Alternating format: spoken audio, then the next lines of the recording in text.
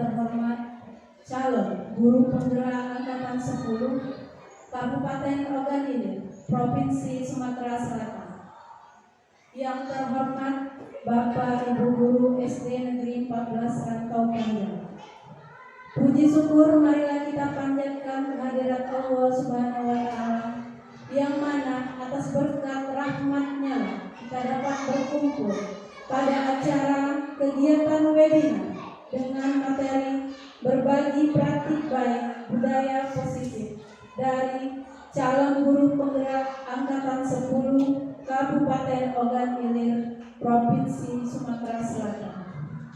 Sholawat serta salam tak lupa kita panjatkan kepada Nabi kita, Nabi Muhammad SAW, serta pengikutnya hingga akhir zaman.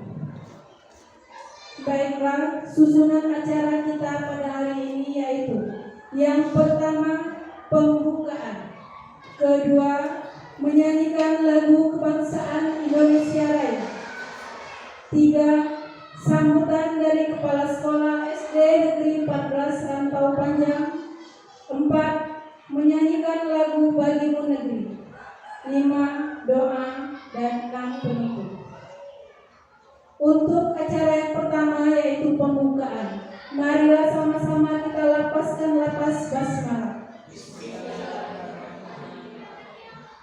Acara yang kedua yaitu menyanyikan lagu kebangsaan Indonesia Raya yang akan dipimpin oleh Ibu Sri Hidayati SPD. Kepada beliau dipersilakan. Hadirin dimohon berdiri.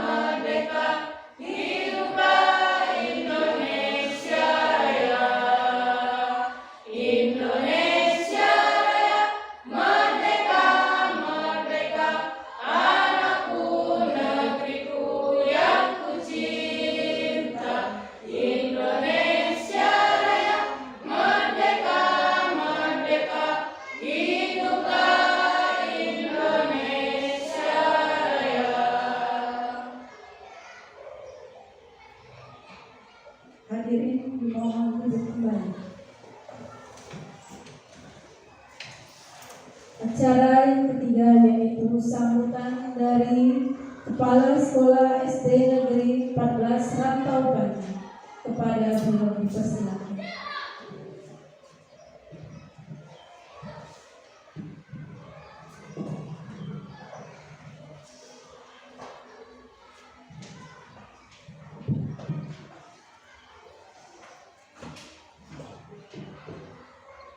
Bismillahirrahmanirrahim. Assalamualaikum warahmatullahi wabarakatuh.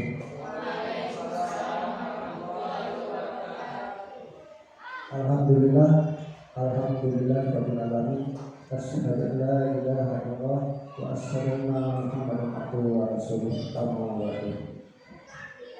Puji dan syukur marilah kita sama-sama panjatkan kehadirat Allah SWT yang mana atas limpahan rahmat serta karunia yang diberikan kepada kita semua sehingga kita dapat mengikuti acara pada pagi hari ini. Selawat serta sering salam tetap tercurahkan kepada Nabi kita Nabi besar Muhammad SAW beserta keluarga dan sahabat-sahabatnya sampai akhir zaman. Bapak Ibu dan guru SD 14 Seranda Padang yang saya hormati, di dalam acara ini marilah kita sama-sama untuk mengikuti webinar dalam rangka CJP Angkatan 10 yang akan kita laksanakan pada pagi ini guna untuk menyelesaikan aksi nyata mereka. Semoga dalam acara ini dapat berjalan lancar, tertib, aman, dan mari kita dukung untuk acara ini. Selanjutnya Bapak Ibu dan guru yang saya hormati, mungkin yang akan datang masih ada kegiatan ataupun penyeleksian CJP untuk angkatan berikutnya. Jadi saya mohon untuk Bapak Ibu, mungkin Ibu Risma, Pak Andrian, Ibu Susi, Ibu Sri, dan Bapak Ibu yang lainnya untuk mengikuti. Jadi di dalam sekolah kita ini harus bisa ataupun menjadi guru yang profesional, ya. Termasuk saya juga belum mengikuti, jadi akan dapat saya ikut dulu. Ya. Semoga kita semua guru berhasil dalam melaksanakan webinar ini. Bapak Ibu sekalian, mungkin tidak panjang yang akan saya sampaikan mengingat waktu, mereka akan menyampaikan materi mereka panjang lebar, jadi kita ikuti acara ini bersama dengan baik. Kita ambil hikmahnya nanti apa-apa yang ibu-ibu yang akan disampaikan dalam webinar tersebut. Mungkin itu saja sambutan dari kami selaku para sekolah. Lebih dan kurang saya mohon maaf dan saya akhiri mengucapkan wassalamualaikum warahmatullahi wabarakatuh.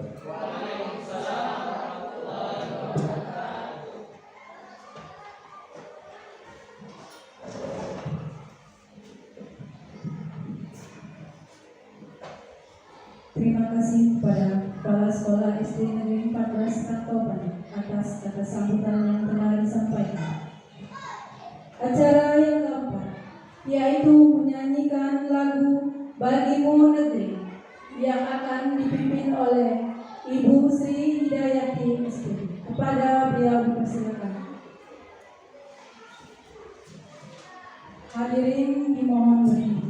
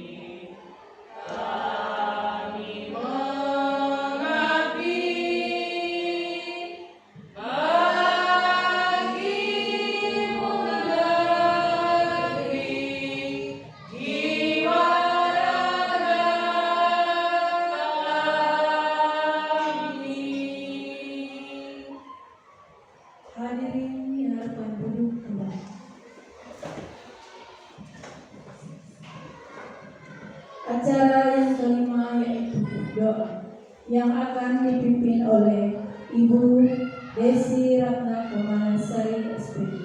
Kepadanya dipersilakan.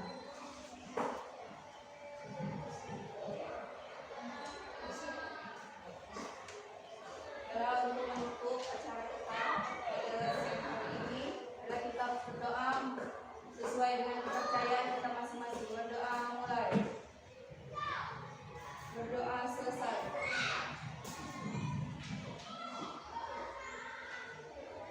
doa telah selesai. Terima kasih kepada Ibu Desi telah memimpin doa. Acara yang terakhir yaitu penutup.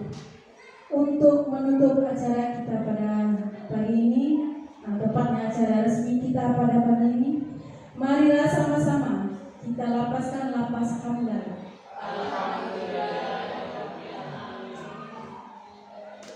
Dengan berakhirnya acara tadi, maka berakhir pula acara resminya.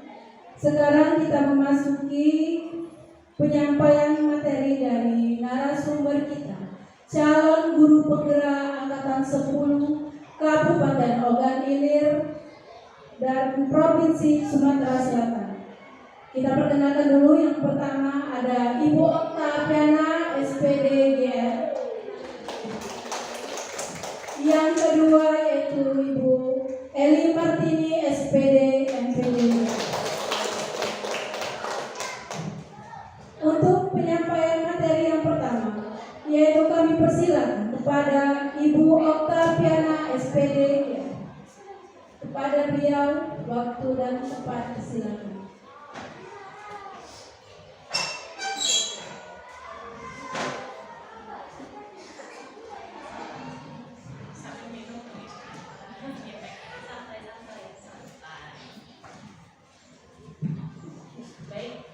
Assalamualaikum warahmatullahi wabarakatuh.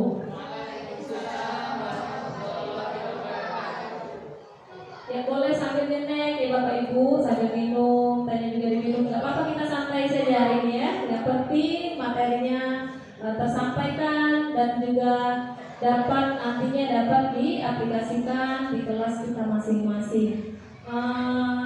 Untuk agar kita lebih konsentrasi, coba kita sama-sama ice breaking dulu ya. Kita ice breakingnya dengarkan yang Ibu bilang ya, yang saya bilang, dengarkan apa yang saya katakan, bukan yang saya lakukan ya.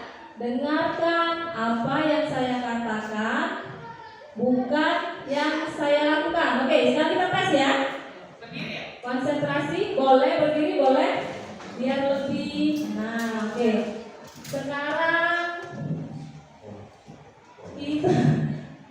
kita pegang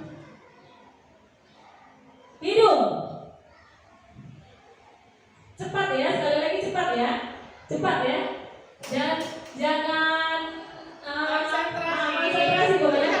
Sekali lagi ya. Sekarang pegang mata. Ya. Konsentrasi ya, iya kasih. Oke, sekarang kita ulangi lagi sampai konsentrasi. Sekarang pegang mulut. Nah, tambah banyak. Belum konsentrasi. Oke, sekali lagi. Sekarang kita pegang kepala. Sudah konsentrasi semuanya. Oke. Ya, semangat ya. Oke, kalau sudah konsentrasi, terima kasih. Silakan duduk kembali. Kalau sudah konsentrasi, berarti kita sudah bisa memulai pengimbasan materi modul 1.4 yaitu tentang budaya positif.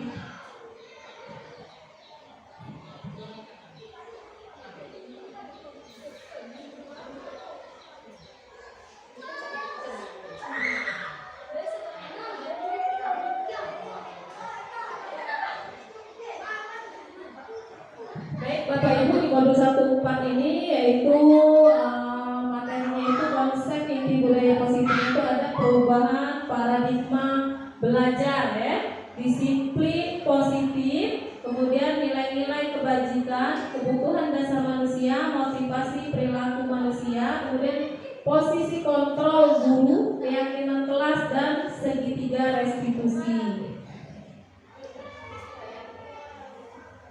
Untuk pembelajaran dengan paradigma baru pembelajaran dengan paradigma baru ini merupakan pembelajaran yang dirancang berdasarkan prinsip pembelajaran berdiferensiasi, sehingga para peserta didik belajar sesuai kebutuhannya, sesuai dengan teori psikologi modern untuk mewujudkan profil pelajar Pancasila ya.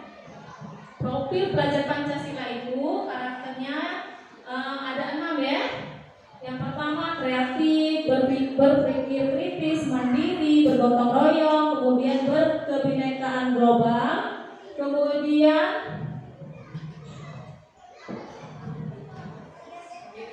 mandiri ya. Nah, ini ada beberapa miskonsepsi tentang teori kontrol ya. Yang pertama ilusi ya, ilusi guru mengontrol murid. Kemudian ilusi bahwa semua penguatan positif, efektif dan bermanfaat. Kemudian ilusi bahwa kritik dan membuat rasa bersalah mampu menguatkan karakter. Kemudian lagi ada ilusi bahwa orang dewasa berhak memaksa. Nah itu semua itu hanya ilusi ya, tidak benar ya Bapak Ibu ya. Jadi guru itu tidak bisa mengontrol murid ya. Yang bisa mengontrol diri kita itu yaitu diri kita sendiri, bukan orang lain ya. Jadi itu hanya ilusi ya.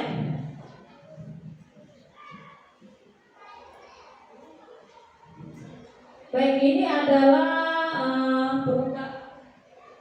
mengubah paradigma stimulus respon pendekatan teori kontrol.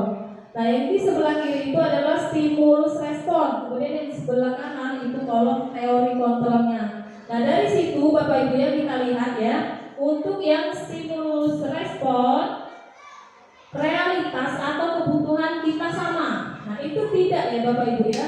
Realitasnya atau kebutuhan setiap orang itu berbeda ya. Setiap manusia itu mempunyai kebutuhan masing-masing, tidak bisa disamakan ya.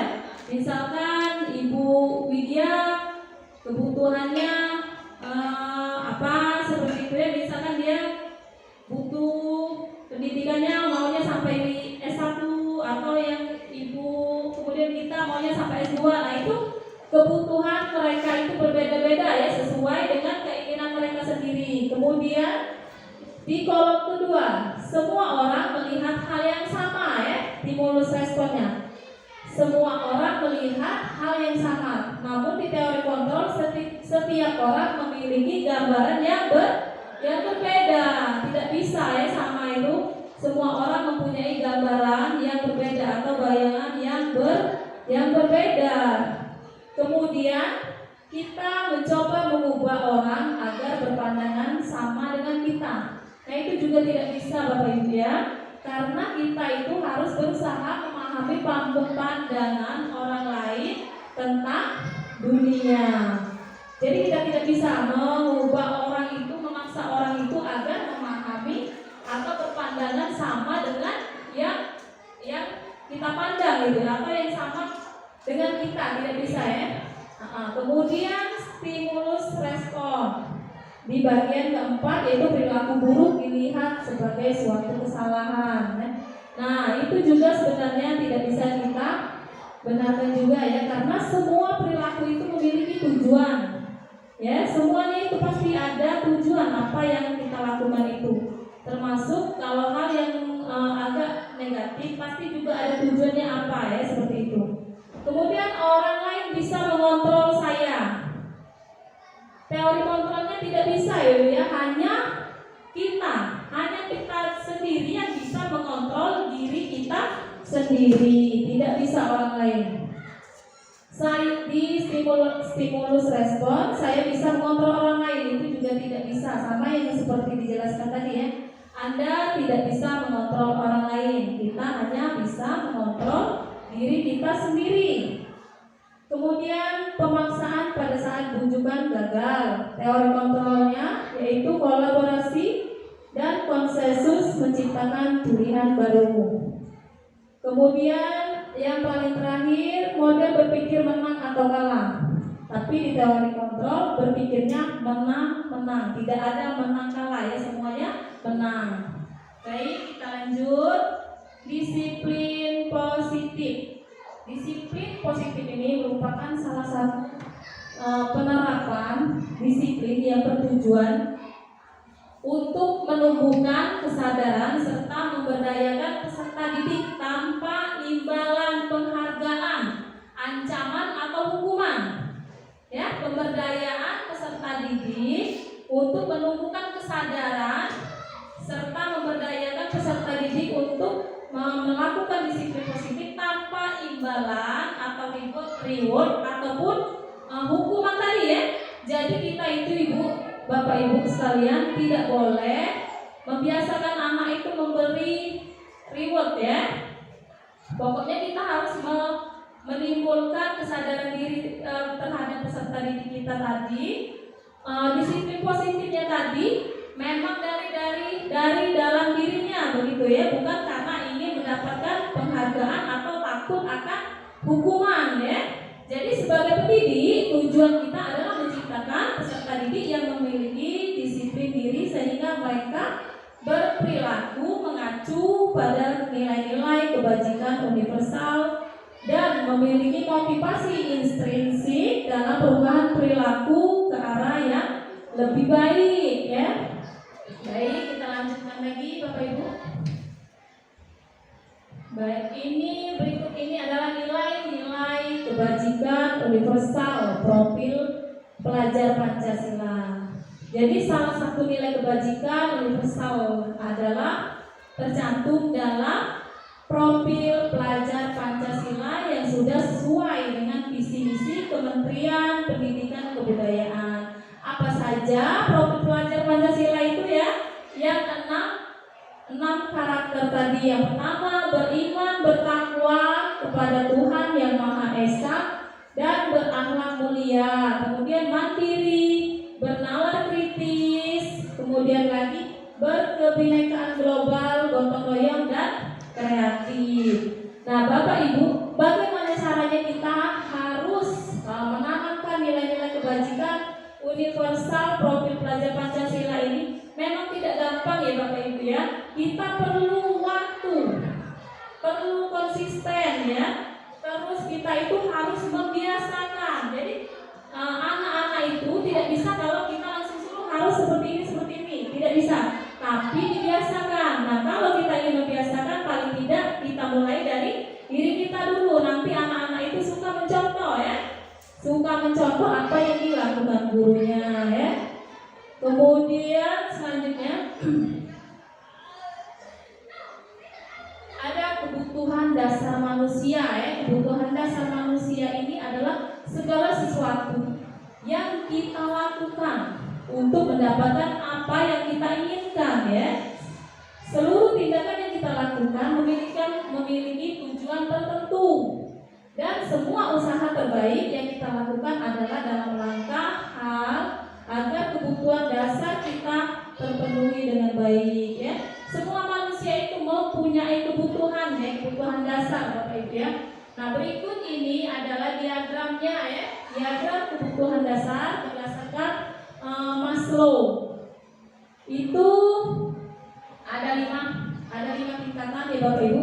Itu yang paling bawah itu merupakan tingkatan kebutuhan dasar manusia yang paling dasar ya, yang paling bawah. Physiological needs atau fisiologis ya, kebutuhan fisiologis. Kebutuhannya seperti apa saja itu yang paling dasar? Kebutuhan makan, kebutuhan minum, istirahat yang cukup ya. Kemudian apalagi itu? Istirahat, kebutuhan jasmani, rohani. Nah, itu merupakan kebutuhan yang paling dasar.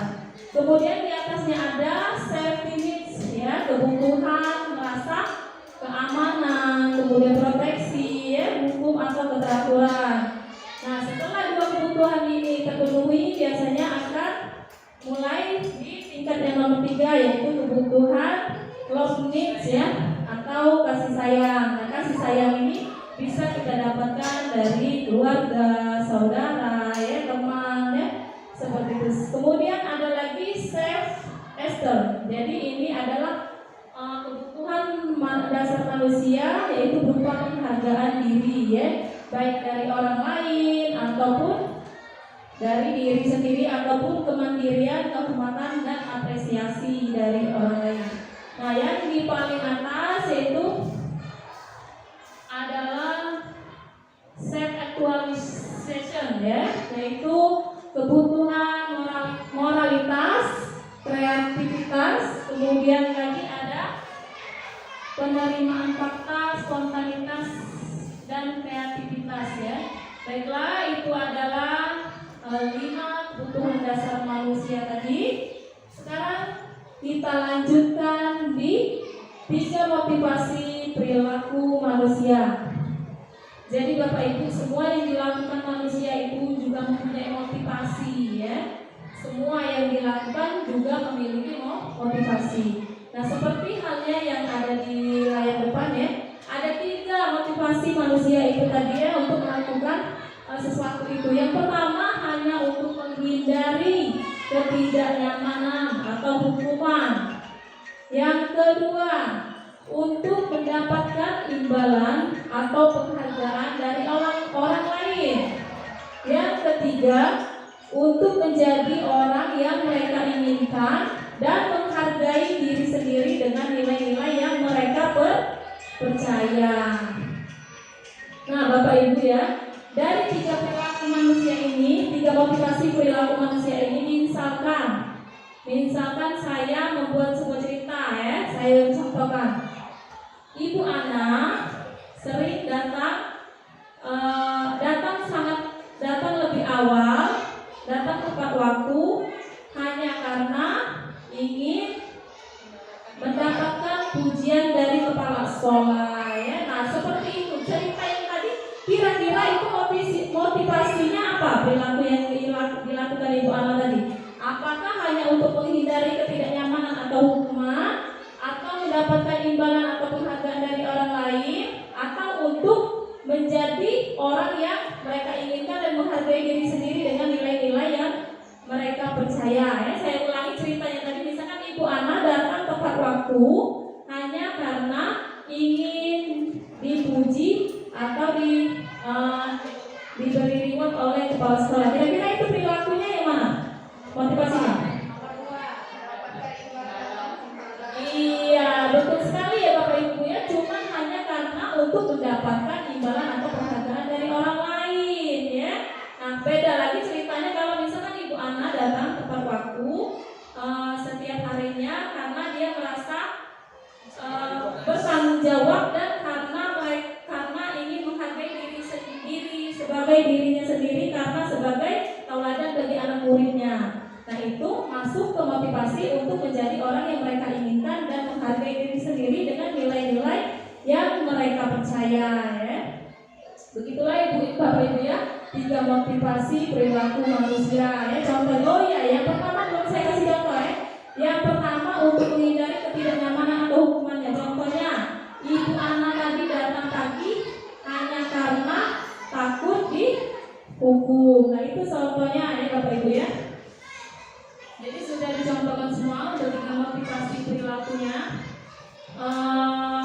Mungkin itu saja dari saya materinya, dan materi selanjutnya akan disampaikan atau dipaparkan oleh rekan saya Ibu Eli Martini SPDM MPD.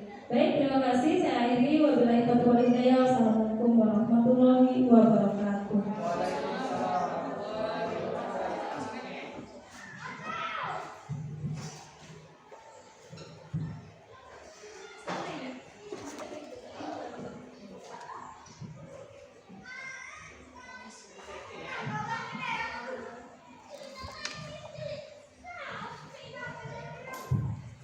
Bapak Ibu masih semangat? Iya. Waktunya kita sambil nyerip ya. Tadi sudah ngeteh, ada yang ngopi, tadi ada yang sudah makan snack juga ya.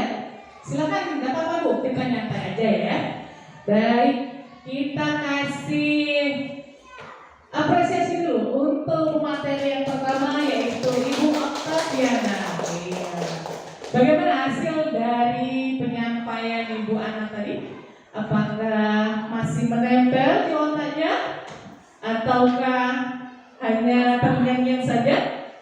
Insya Allah ya, semoga memang apa yang disampaikan oleh Ibu Ana betul-betul dapat kita terapkan ya di sekolah kita ini. Baik Bapak Ibu, sebelum kita mulai materi selanjutnya, kami ada ice breaking dulu ya. Semuanya berdiri dulu ya Bapak Ibu. Kita ikuti gerakannya ya Bapak Ibu.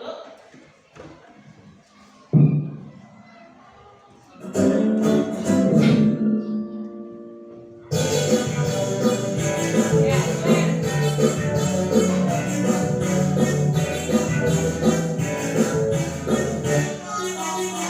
tangan diputar-putar, bertepuk tangan diputar-putar, reganglah bahu. Tangan diputar-putar, reganglah lutut. Digoyang-goyang, digoyang-goyang, digoyang-goyang. Tangan diputar-putar, bertepuk tangan diputar-putar, reganglah bahu. Tangan diputar-putar, reganglah lutut. Digoyang-goyang, digoyang-goyang, digoyang-goyang. Diputar-putar, diputar-putar, diputar-putar, diputar ke bawah. Diputar-putar, diputar ke kanan. Diputar-putar, diputar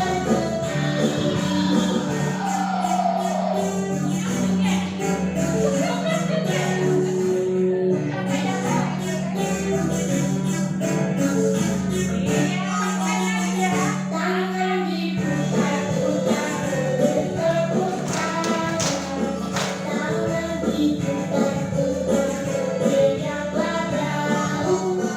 Tangan diputar-putar, reganglah lutut.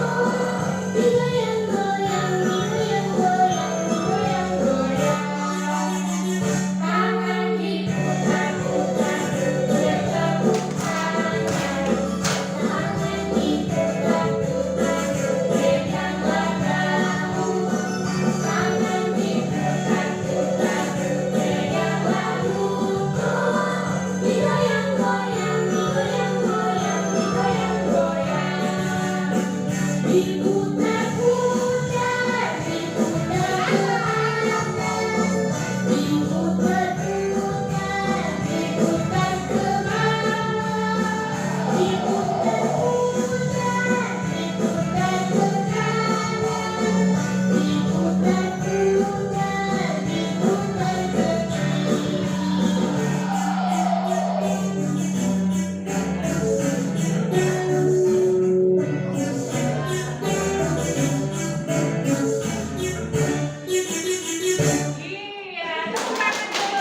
iya, aduh, gimana Bapak Ibu? Semangat ya? Ya, ngep-ngepen. Nges-ngesan ya? Iya, karena kita tadi belum lari ya, kita langsung gerak ya. Ini yang Pak Adrian ya? Iya, baik.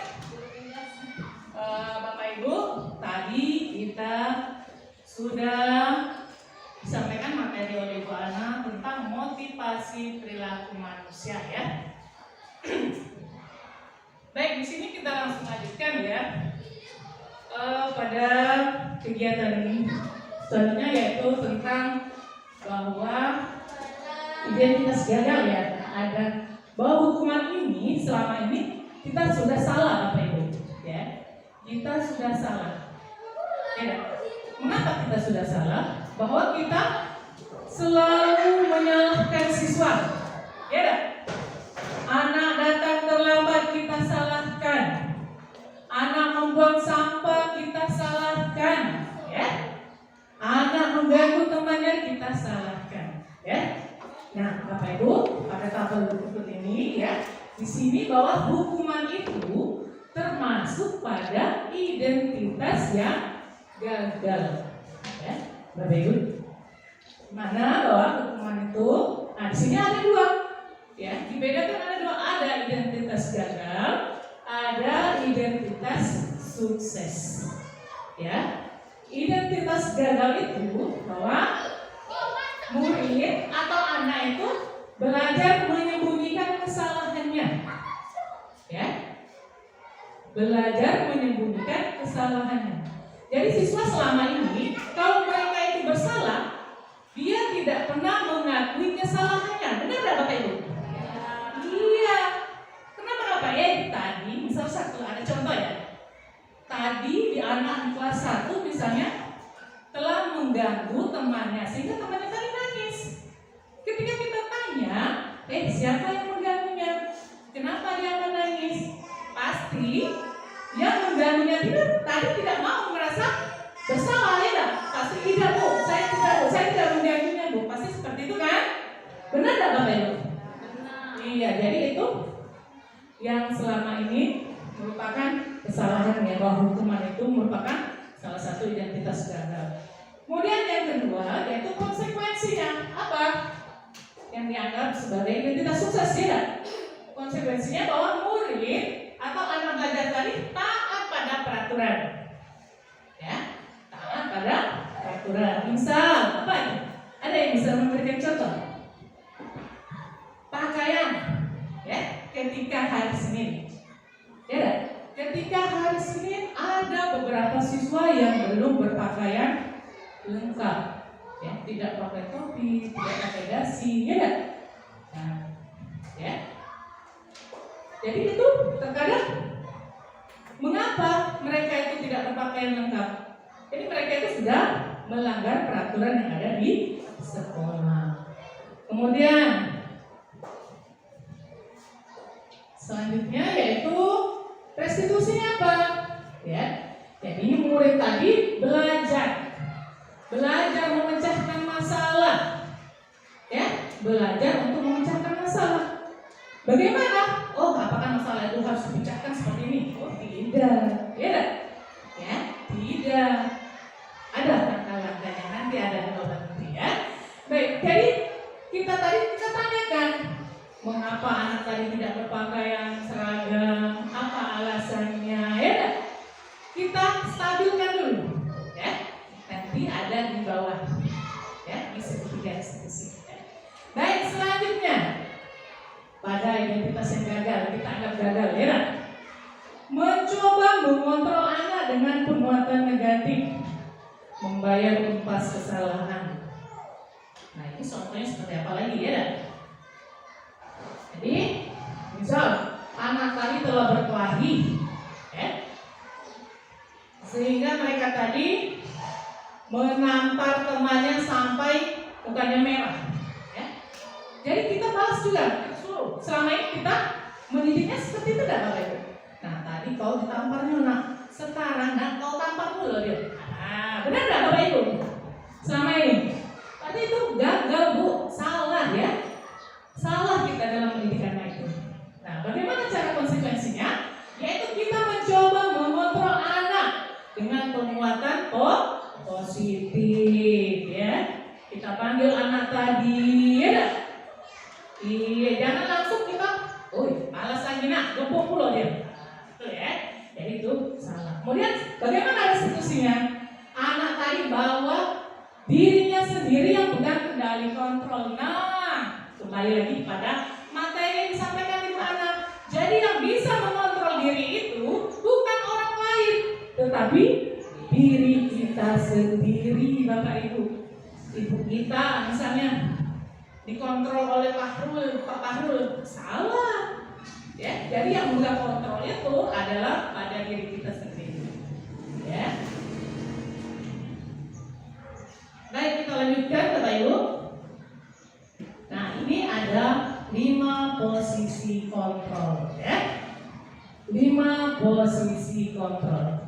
Jadi dalam 5 posisi kontrol ini, yang pertama itu adalah sebagai penghukum, ya, yang kita anggap gagal ya, penghukum itu, ya, dikit-dikit siswanya dihukum, dikit-dikit siswanya dihukum. Kemudian yang kedua, pembuat rasa bersalah, ya, pembuat rasa bersalah. Jadi siswa tadi dipojokkan, ya. Memang kau yang salah. Kemudian yang ketiga, yaitu kita anggap sebagai teman, ya. Jadi posisi yang ketiga ini kita anggap sebagai teman, ya. Anak yang yang bersalah tadi, yang melakukan kegiatan salah, kita anggap sebagai teman. Kita pecahkan masalahnya apa, ya nggak? Ada contoh ya, kemarin Mbak ya? Ya, kemarin ada salah satu siswa yang tidak mau hadir ke sekolah, ya? Ya, teman ibu ya.